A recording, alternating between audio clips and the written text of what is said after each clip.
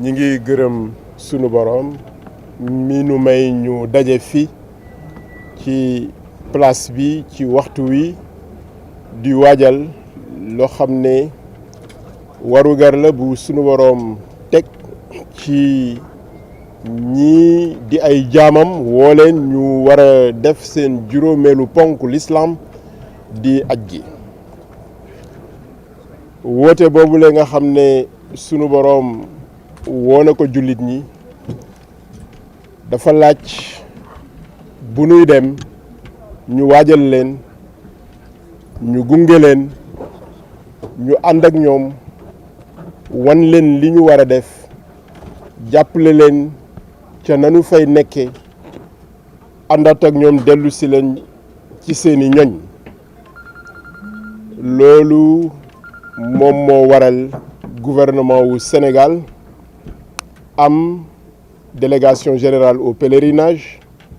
ngir mu saytu loolu lépp mu jël ñi nga xam ne ay opérateurs privés lañ di ay doomu Sénégal yu góor ak yu jigéen te am raxba maanaam am cofeel ci liggéey ci aj gi mu dénk leen lenn ci doomi Sénégal yu góor yi ak yu jigéen yi ngir ñu taxawu leen ci fukki million ak juróom benn yu doomu Sénégal nag bu fekkee yàlla boole na la ci ñi mu tànn nga gungeel ko ay jaamam ñu wuyu si ko ci këram loolu dañuy jàppee ni teraanga ju rëy la pour ñun ñi fi teew ñëpp délégation générale comme ñi nga xam ne ñooy opérateur privé yi kon loolu dañ ciy gërëm borom bi julli ci yonent bu tedd bi sallallahu alayhi wa ala ali wal ashab ndax fa ñu jëm lanu fay def kenn sañu ta fent li la neex nga def ko kenn sañu ta fent li sa sëriñ ni lii laa bëgg nga def ko li yàlla wax rek ni noonu lañ koy defee noonu lañ koy defee mais li yàlla wax ni nii lañ koy defee dafa nii nañu ko royee ci alhabib al Mustafa sallallahu alayhi wa sallam namu ko defee nanu ko defee noonee kon ñu julli ci moom yonent bu tedd bi sallallahu alayhi wa al yéen ñi nga xam ne yéenay jàppale askan wi ci xabaar yi di yegg ba ci ñoom ñu jariñoo ko ñi ngi leen di nuyu ci turu délégation bi di leen di nuyu ci turu voyagistes yi opérateur privé yi mais di leen di nuyu ci turu ministre Aïssata Tall Sall daf fi nekkul te yore kàddu gouvernement bi ci wàll gi ñi ngi leen di nuyu yéen ñëpp di leen di gërëm ci teewaay bi lii tax ñu war a daje ak yéen mooy comme yéenay sunu bànqaas jëmal ci askan wi lii aj ci aj gi war nañu fexe ba askan wi xam ko ñu gaaral leen ko yéen ngeen jottali ko askan wi aj gi xam ngeen ni aj gu particulier la aj gu spécial la aj la goo xam ni dañuy tàmbalixaat ginnaaw bi ñu toogee ñaari at yoo xam ne kenn demul màkk mais aj la goo xamante ni dafa tolloo ak tàmbali gi fekk li taxoon ñu aj gi ajjeekuwul muy Covid 19 ba naga ni mi ngi am yàlla mi ngi def mi ngi wàññeeku ci biir réew mi ak ci yeneen réew yi loolu tax na ba Arabie Saoudite ubbiwaat pour ñu tàmbaliwaat demaat ci aj gi mais ubbiwaat gi ci su doon dañ koy jàppee ni bunt dañuy wax naan newul nga feet ubbiwul bunt bi ba ŋàpp waaw ubbiwu ko daf ko xaw a tijji tuuti wàññi kotaay de 55% su fekkonte ni nii dañ daan am 12800 mu jox la 5800 loolu day tolloo ak 45% ci li nga xam ne moom nga daan am loolu nag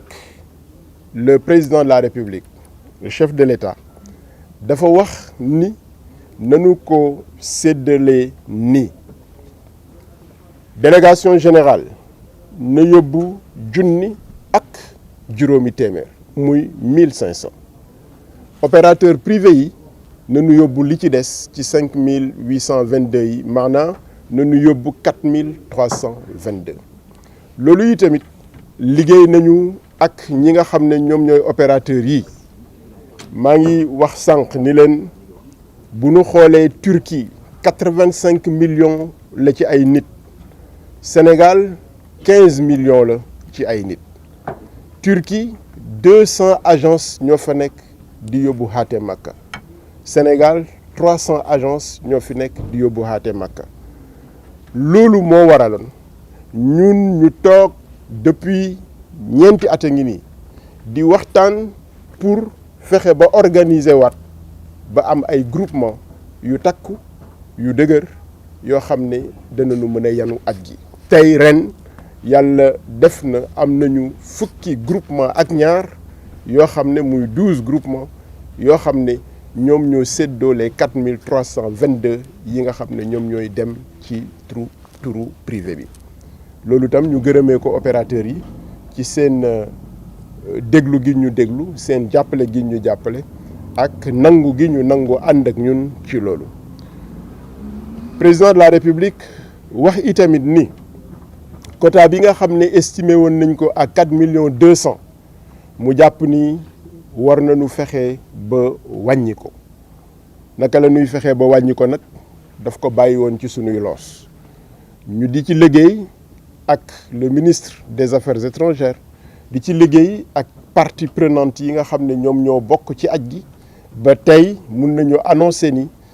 package bi 3,9 millions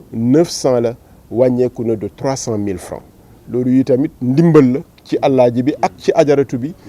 ci réewum Sénégalum tey mais ci àdduna wu tey parce que yi tamit Arabie Saoudite lépp loo fa daan def daaw yokku na au moins de 20% ndax taxes yi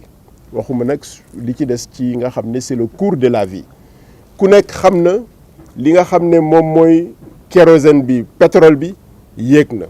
dollar bi yéeg na rial bi yéeg na donc loolu lépp boo ko indexé ci service yi nga xam ne moom lañ lay jaay faaw mu yéeg tabaarakallah yàlla may nañu fexe nañu ba am ci une économie de 300 000 francs mu dellu ci pèlerin bi. li nga xamante ni aussi moom moo jëm ci avion bi le chef de l'État wax na ñi nga xam ne ñoom ñooy liggéey ci wàllu googule ni leen li ñu proposé jëmale ko ci billet yi naam xel nangu na ko boo ko xoolee rationnellement par rapport à la structure des coûts maanaam li nga xam ne moom mooy dugg ci njëg gi ligne par ligne même bu fekkente ni xel nangu na ko nanu seet nu ñu ci grignoter xaw ma naka lañ koy waxee ci wolof lu ñu ci cofee cof fii liggéey boobule ñi ngi ci te yaakaar nañu ni la ñu annoncé woon danañu ko wàcc bu baax a baax fii ak ngoon bu soobee yàlla dinañ ci xam dara wala fii ak suba incha allahu taala. donc yooyu boo leen boolee da ngay daal di gis ni président wàcce na bu baax li nga xam ne moom la coût bi waroon a am wàcce na ko ba mu tolloo ak li nga xam ne moom la pèlerin yi bëgg ak opérateurs yi wax nañ leen seen quota package bi 3,9 millions la prix avion bi dana wàññeeku la ñu annoncé woon dootu ko doon dana wàññeeku mais mënuñu la wax tey ñaata lay wàññeeku. maa ngi tooñ sama frère et ami Cheikh Fall ni ko xam naa daal diggante 1 million ak la ngeen tuddoon ca diggante boobu lay nekk waaye incha allah dafay wàññeeku. donc yii dafa baax askan wi xam ko léegi nag ñi ngi ubbi altine ci ndimbalu borom bi azza wa jal altine dañuy tàmbali di seet wérgu yaramu ñi nga xam ne ñoo bëgg dem Màkka muy les visites médicales dinañ ko def altine dinañ ko def talaata dinañ ko def àllarba bu alxamisee nag ñu soog a tàmbali bindu bi carrément nga xam ne fépp lépp ngay def ñu tàmbali ko alxamis bëgg nañ ko def tàmbali ko altine defe naa altine ça doit être le 23 yegg ba le 12 juin incha allahu taala ci diggante boobu daal bëgg nañu lépp mat suñu ci yàlla dimbalee yàlla nañu ci yàlla dimbali. pèlerin bi nag bu dee dikk Saoudia ñoo teg seeni ay tëral ak seeni règle bokk na ci wàññi nañu ni ren Covid bi la xëy na képp koo xam ne yaa ngi juddu diggante 1er juillet 1957 ba sànq mën ngaa dem Màkka képp koo xam ne yaa ngi juddu laata 1er juillet maanaam jusqu'au 30 juin 1957 ñi ci juddu ñooñu duñu mën a dem Makka ren est-ce que dinañ dem déwén xamuma xëy na Covid bi moo tax ñu teg règle boobu te yaakaar naa ko parce que kenn mënu la aj farata yàlla la nag kenn mënu koo tënk nii at sàngam mooy dem wala at sàngam ci wér-gu-yaram la ko yàlla teg ak ci mën-mën ay question médicale moo tax ñu jël mesures yi su teggee ko aj delluwaat na mu meloon incha allahu taala donc loolu nañ ko jàpp bu baax amul dérogation parce que di nga gis tey nit ñëw ni la est-ce que am naa dérogation parce que man c'est un jour de plus c'est un jour de moins ajuwul ci délégation générale au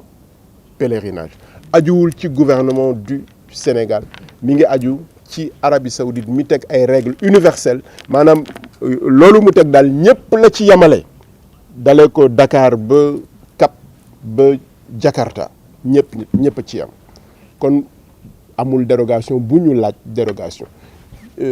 pèlerins yi ak ñi bëgg a yóbbu seeni waajur tamit suñu xërte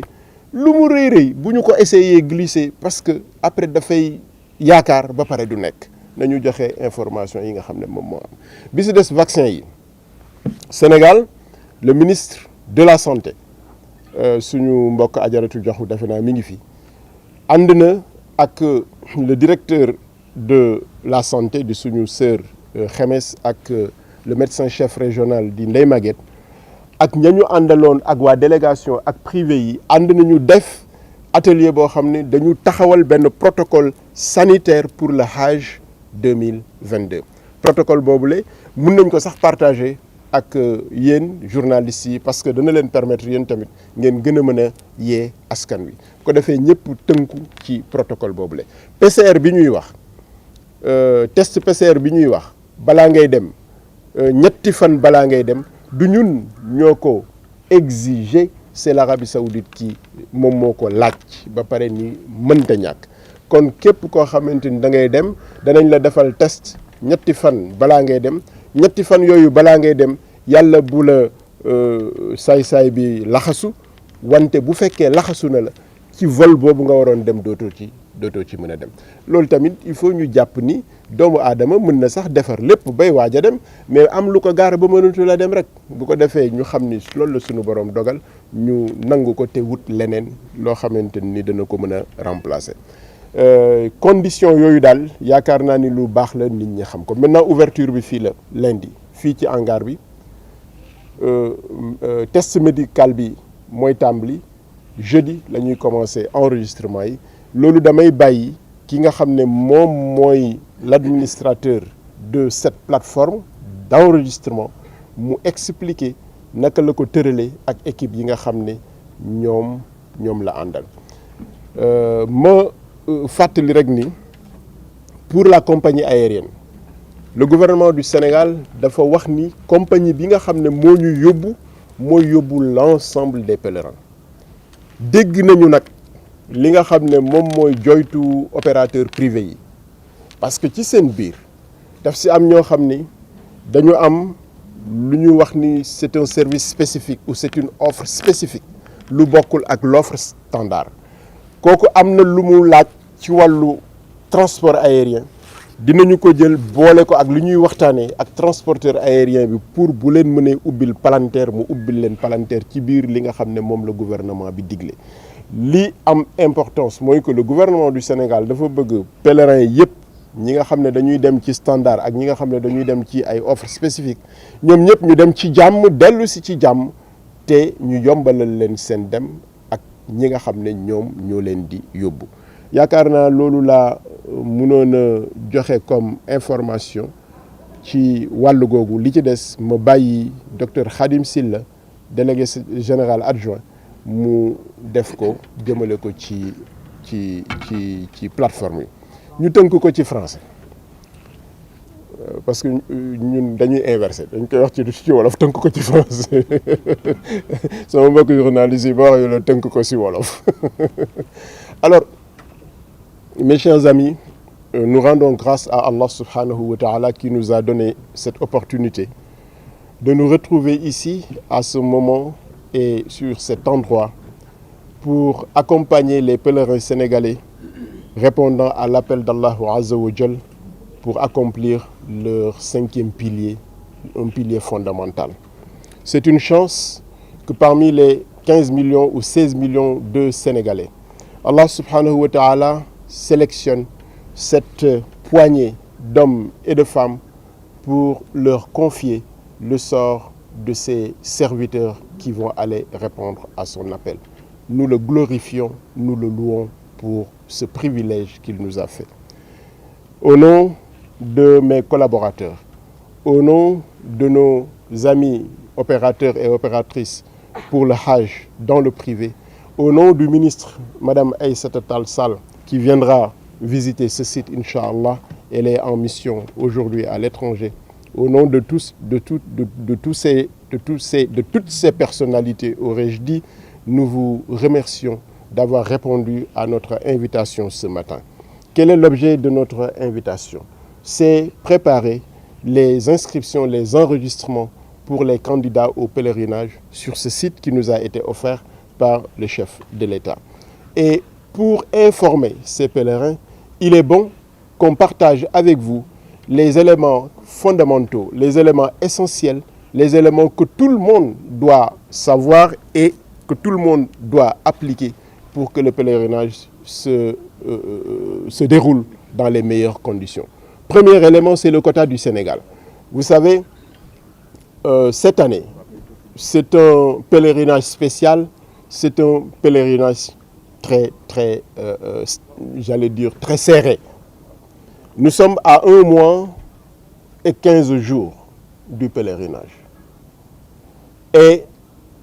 nous commençons les inscriptions lundi. Les années précédentes, en ce moment-là, on avait tout terminé, on avait tout bouclé. Mais c'est spécifique parce qu'il y a des informations qui ne sont pas de notre ressort et qui sont fondamentales, et qui nous parviennent de l'Arabie Saoudite. Le quota en faisait partie. C'est juste, il y a plus ou moins 1 mois, que nous avons reçu le quota du Sénégal qui est diminué de 55%. Aujourd'hui, le quota que nous avons représente 45% du quota habituel. 5 822 pèlerins sur 12 800 pèlerins. Le chef de l'État a décidé que ce quota soit distribué de la manière suivante. 1500 pour la délégation générale et 4322 pour les opérateurs privés. Aujourd'hui, grâce à Allah Azza wa Jal, mais grâce également à la coopération des opérateurs privés, nous sommes parvenus à organiser presque 300 agences de voyage en 12 grands groupements. Je taquinais certains de mes amis en leur disant « La Turquie fait 85 millions d'habitants et la Turquie n'a que 200 agences pour organiser le pèlerinage. Le Sénégal a 15 millions d'habitants et le Sénégal a 300 agences pour organiser le pèlerinage. Mais grâce à cette coopération entre les opérateurs privés et le gouvernement du Sénégal à travers la DGP, nous sommes parvenus à avoir 12 groupements bien structurés avec un protocole qui organise le fonctionnement de ces groupements-là. Donc ces groupements se partagent 4322 pèlerins, Inch'Allah Ta'ala. Ce qu'il nous faut également partager avec vous et avec l'opinion, le pèlerinage de cette année connaît une restriction sur l'âge. C'est une sorte d'embargo. Ceux qui ont plus de 65 ans ne peuvent pas aller accomplir le pèlerinage cette année. Les règles qui sont édictées par l'Arabie Saoudite font de sorte que seuls ceux qui sont nés entre le 1er juillet 1957 et maintenant, ce sont seulement ces gens-là qui peuvent aller accomplir le pèlerinage pour cette année. Ceux qui sont nés avant le 1er juillet jusqu'au 30 juin donc 1957, ils sont exclus de cette année. Nous osons espérer que cette restriction est seulement limitée à cette année à cause de l'extinction progressive de Covid-19 que nous espérons être définitive cette année, Inch'Allah ta'ala. L'autre élément qu'il nous faut savoir, il y a un protocole sanitaire édicté par l'Arabie Saoudite. Et le gouvernement du Sénégal, à travers le ministère de la Santé, nous saluons notre sœur Adjaratou Diahou, je pense qu'elle est là, avec le soutien du médecin-chef régional des Maguette Diop, et avec le soutien de la direction générale de la santé. I don't understand. Ok. Merci. Avec le soutien de la direction générale de la santé, Madame Khemes, le gouvernement du Sénégal a établi un protocole spécifique au Hajj cette année en prenant en compte le contexte national et les règles édictées par le territoire d'accueil, c'est-à-dire le gouvernement saoudien. Ce protocole-là pourrait être partagé avec vous pour que vous-même vous puissiez en prendre connaissance et mieux informer les Sénégalais. L'autre élément, c'est le test PCR avant le voyage. Le gouvernement saoudien exige un test PCR de 72 heures avant le décollage. Ce test PCR n'est pas une exigence du gouvernement sénégalais, c'est une exigence du gouvernement saoudien et nous sommes tenus de respecter les exigences du gouvernement saoudien en termes de pèlerinage parce que c'est sur son territoire et c'est sur sa responsabilité. Il se pourrait que ce test PCR soit positif. En ce moment-là, évidemment, le pèlerin qui est positif ne pourrait pas prendre le vol pour lequel il était programmé. Je pense qu'il est bon que nous tous, délégation générale comme opérateurs, les imams, les prédicateurs, puissent également, dans leur sensibilisation, montrer aux futurs pèlerins, aux candidats au pèlerinage, que cela n'est pas une fatalité, parce qu'il arrive souvent que quelqu'un se prépare pour accomplir son pèlerinage, à 2 jours ou à 3 jours, il y a quelque chose qui l'empêche de le faire, et en ce moment-là, il n'y avait pas Covid. Toujours est-il qu'il y a toujours des possibilités de voir comment changer, comment alterner ça. Nous le faisons avec le ministère de la Santé parce que les questions médicales ne sont pas du ressort de la DGP, c'est du ressort du ministère de la Santé qui a déjà produit ce protocole-là. Je pense que ce sont ces éléments-là que nous voudrions partager avec vous, en vous informant également que le chef de l'État avait demandé à ce que le coût du pèlerinage soit revu à la baisse par rapport au coût du transport aérien, par rapport au package globalement. Le package était estimé à 4 200 000. Aujourd'hui, le package est abaissé à 3 900 000. Il y a donc une différence de 300 000 francs qui vont revenir aux pèlerins, aux candidats au pèlerinage. Et je pense que c'est une très bonne chose pour le consommateur sénégalais dans les conditions actuelles de notre pays et du monde d'ailleurs. Je pense que voilà un peu les informations que nous pouvions partager avec vous. Également, en vous disant que cet espace sur lequel nous nous retrouvons aujourd'hui est un espace qui nous a été offert, à la DGP, à la Délégation Générale au Pèlerinage. Mais n'oubliez pas que la Délégation Générale au Pèlerinage est la tête de file de ce qu'on appelle la communauté du pèlerinage. Ici, ce site a été donné donc à la DGP pour finalement l'occuper, y mettre son siège, y construire la maison du pèlerinage qui a été un vœu pour l'ensemble des opérateurs de ce pays-là. Et nous remercions l'ensemble des autorités présentes ici parmi les opérateurs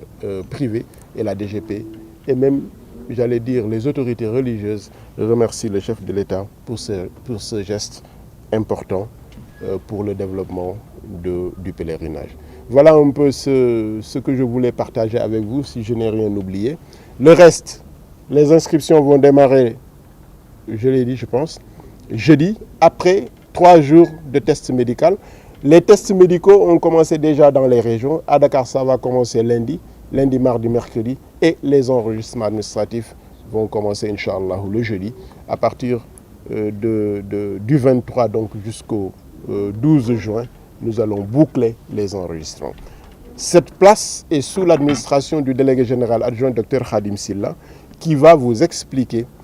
comment ça fonctionne avec son staff. Et nous vous remercions encore une fois en priant Allah Azza wa Jal qu'il vous accorde grâce et bénédiction sur votre travail et sur le nôtre, qu'il vous accorde grâce et bénédiction sur vos familles et sur les nôtres, et qu'il accorde la paix au Sénégal,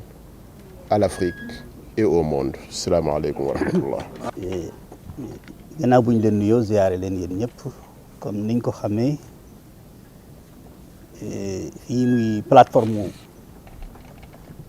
bi ñuy defee inscription bi toujours comme nii lay demee fii ñu nekk tey mooy place bi nga xam ne moom la ñu jagleel pèlerins yi nga xam ne ñoo war a def visite médicale ak yeneen opération yi ñu war a def yëpp fi la ñuy xaar léegi nag ci bâtiment bi ci sunu gannaaw mooy hangar bi fi la ñuy defee opération yi nga xam ne moo aju ci waajtaay yu yëpp muy visite médicale bi fi lañ koy defee fi la ñuy defee itam yeneen li ci des lépp muy banque fi la nekk kon inscription bi fi lañ koy defee assurance bi mi ngi ci biir mais passeport mi ngi ci biir carte d'identité fi ñu koy defee mi ngi ci biir comme mboolem li nga xam ne moom la pèlerin bi mënta ñàkk pour war a mën a dem ci waajtaay yépp yemb na incha allahu ci fii ci barab bi nga xam ne moo nekk ci biir comme ni mu ko daan amee at mel mu nekk sunu équipe bi itam comme niñ ko baaxoo def danañu accompagner mboolem ñi nga xam ne ñoo war a def li ñu war a def lépp muy ñi nga xam ne ñoo war a def visite médicale ñu war a nekk ci banque muy fenn fu ci nekk suñuy agent ña nga fa accompagner leen ànd ak ñoom accompagner leen ànd ak ñoom boole kook di leen guider ci lépp loo xam ne lu ñu war a def comme ni ñu ko daan baaxoo def donc amul benn jafe-jafe boo xam ne incha allah bu ciy am ndax lépp waajal nañ ko niñ ko baaxoo waajal ndaka noonu commission religieuse bi lépp ma nga fa biir ñu war koo doxal ci lépp daanaka kon loolu mooy li ci ëppoon solo ci loo xam ne lu ñu doon complété rek ci li ñu doon wax. waa léegi dëgg la fàttali na ma léegi comme ni mu tëddee ñun ñoo ko wuutu foofa mais ki nga xam ne mooy nekk superviseur général bi mooy colonel Mbaye Thiam ki nga xam ne mooy le coordinateur nga xam ne sunu équipe bi fa nekk élément yëpp mooy coordonné seen liggéey moo di El Hadj Pape Samb su ko defee nag li nga xam ne mooy yore service logistique Abdoul Aziz Junior ki yore communication war a jàllale lépp loo xam ne moom lañ soxla ci ay information mooy El Hadj Abdoul Aziz Mbaye ak équipe bi nga xam ne moom la àndal yaakaar naa loolu incha allah kon mooy li nga xam ne rek.